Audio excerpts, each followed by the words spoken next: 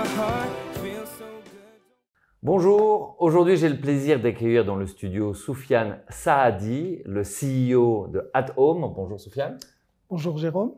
Alors, on va directement rentrer dans le sujet qui nous intéresse tous. Comment se porte le marché immobilier aujourd'hui à Luxembourg pour les individus?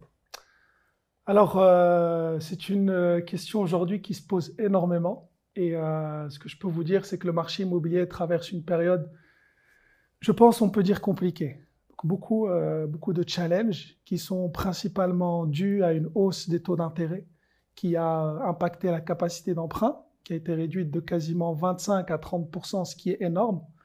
Les prix sont déjà assez élevés au Luxembourg, ce qui fait qu'on a eu sur ces derniers mois un très fort ralentissement de la demande qui a impacté le volume des transactions au Luxembourg, ce qui est une première depuis 2009.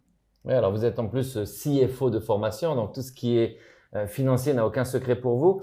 La question qu'un individu comme moi se pose, c'est que vaut vraiment un appartement? Alors, on peut dire c'est le prix qui est affiché sur At Home, ou alors on pourrait dire c'est peut-être le prix des transactions qui sont effectivement signées chez le notaire. Quels sont vos propres critères pour estimer vraiment le vrai prix d'un appartement? Alors, il y a différents critères. Donc, la première réponse que je donnerais à n'importe qui me poserait cette question, le prix est défini par ce qu'un acheteur potentiel est prêt à payer. Donc, c'est vraiment l'offre et la demande.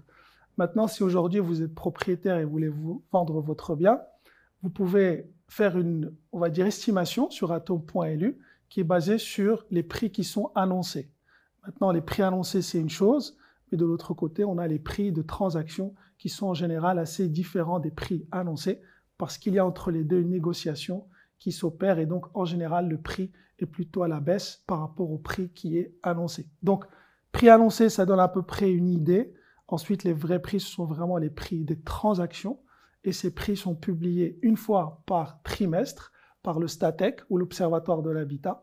Et ces prix, on peut les trouver en fait sur logement.lu, ce sont des données qui sont accessibles à tout le monde. Alors, un point un peu dommage au Luxembourg, je crois qu'il y a un grand décalage. Je crois que la semaine dernière, ils viennent de publier à l'Observatoire du logement les prix du premier trimestre, ce qui fait qu'on a quand même un décalage de 180 jours. Absolument, c'est un petit peu dommage. Je pense qu'il aurait été vraiment bien d'avoir, je dirais, une publication un peu plus dynamique des prix pour pouvoir suivre ce qui se passe, surtout dans une période comme celle-ci. Donc effectivement, la semaine dernière, les prix du premier trimestre 2023 viennent d'être publiés. Je pense qu'ils sont en train de réfléchir pour pouvoir publier ces prix de manière, on va dire, plus fréquente et plus rapide. Mais effectivement, Jérôme, tu as raison sur ce point. Les prix sont publiés assez tard, on va dire. Je pense qu'il y a une méthodologie à travailler ou à réfléchir pour que ça soit plus rapide. Est-ce qu'en France, on a directement les Absolument, prix absolument. En chaque général, mois, dans les autres pays, tous les mois quasiment, on a D'accord. accès aux prix. Les prix sont, il n'y a pas une énorme, je dirais, un énorme décalage. Une fois que le mois est clôturé, dans la semaine, dans les 2 semaines, les prix en général sont accessibles. Mais tout dépend de l'accessibilité aux données, les données qui sont remontées par les notaires, les bases de données, etc. Donc c'est un gros travail aussi qui doit être fait en amont de, je dirais, digitalisation, etc. pour pouvoir avoir ces prix de manière plus dynamique. Oui, puis on sait que pour un acheteur comme moi, j'ai toujours l'impression que les prix affichés sur At Home sont un peu surévalués parce que souvent ce sont des agences qui s'occupent de la vente. Et évidemment, pour obtenir le mandat, la tentation d'un agent est toujours grande de surévaluer le bien en disant « donnez-moi le mandat exclusif, je vous le vendrai à ce prix-là ». Et puis après, on sait que le bien, il reste sur le marché pendant des mois et le prix commence à tendre vers son vrai prix quelques mois plus tard. Alors, Jérôme, si j'ai un conseil vraiment à donner à tous ceux, en tout cas tous ceux qui veulent vendre, ou je pense que les agents immobiliers essayent de le faire, mais pour tous les vendeurs, ça ne sert à rien aujourd'hui de surestimer la valeur de son bien, surtout dans ce marché. C'est un marché aujourd'hui qui a shifté. On était dans un marché de vendeurs. Aujourd'hui, on est passé à un marché d'acheteurs. Il y a beaucoup plus de biens aujourd'hui qui sont disponibles. Pour te donner un exemple, le nombre de biens sur At Home a augmenté de 30% en 12 mois. C'est énorme. C'est énorme. J'ai jamais vu ça depuis que je suis chez At Home. Plus 30% sur les 12 derniers mois de biens en plus. Ça veut dire quoi? Ça veut dire que les biens prennent plus de temps pour se vendre, couplé à la capacité d'emprunt des acheteurs qui a diminué. Donc, surévaluer son bien ne sert absolument à rien aujourd'hui. Je pense qu'il faut que les agents puissent mettre le bien sur At Home au bon prix, au prix du marché.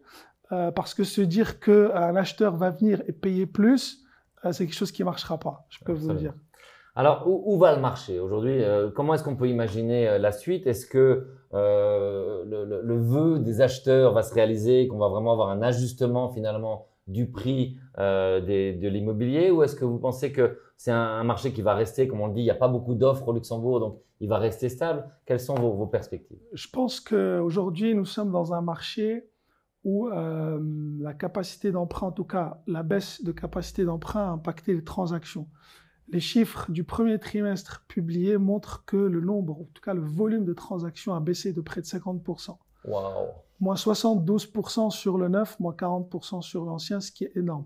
Ce qui veut dire qu'on a un ajustement qui s'opère sur le marché, mais c'est un ajustement par les transactions. Donc c'est les transactions qui sont impactées. Et ce qui a été publié, c'est que les prix ont diminué, mais de moins 1,5%, ce qui est assez faible. Donc au Luxembourg, on a une situation sur les 3 dernières années, les prix ont augmenté de 15%, ce qui est assez anormal en fait. Je pense qu'on se serait attendu plutôt entre 5 et 10%, là une augmentation des prix qui est assez forte.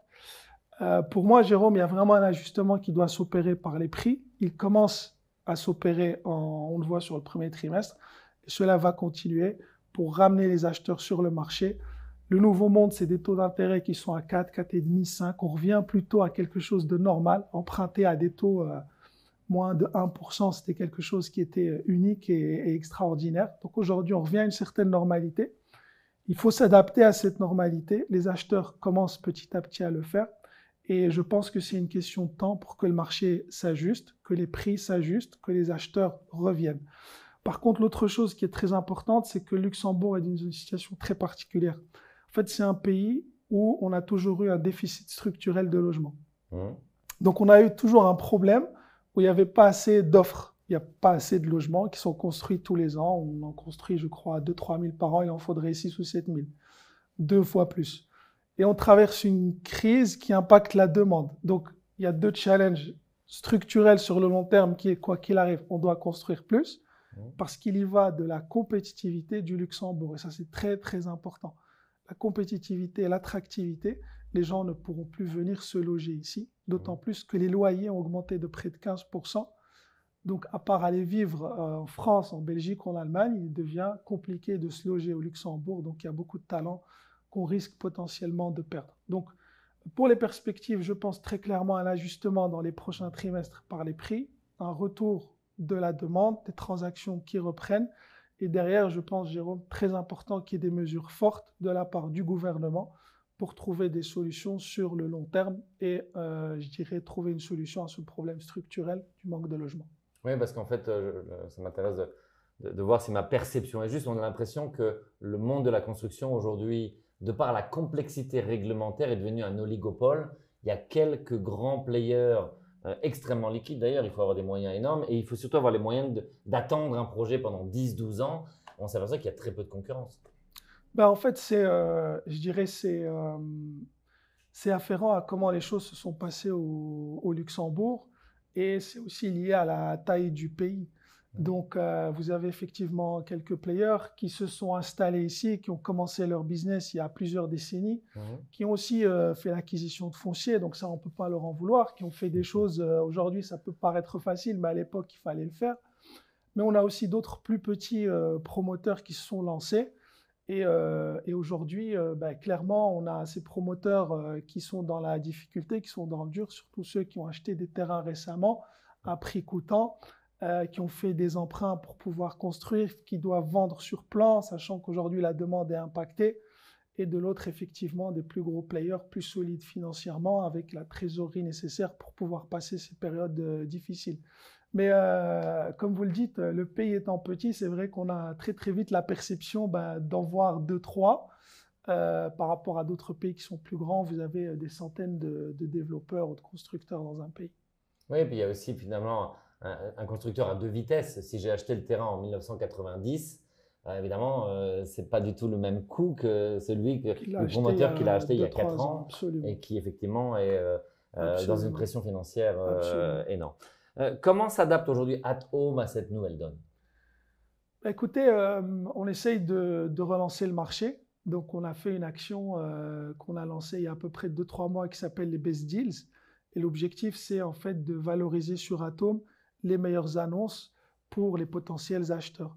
Donc, c'est vraiment mettre en avant les annonces sur lesquelles en fait on peut négocier le prix, les mettre en valeur, les annonces qui sont plus compétitives.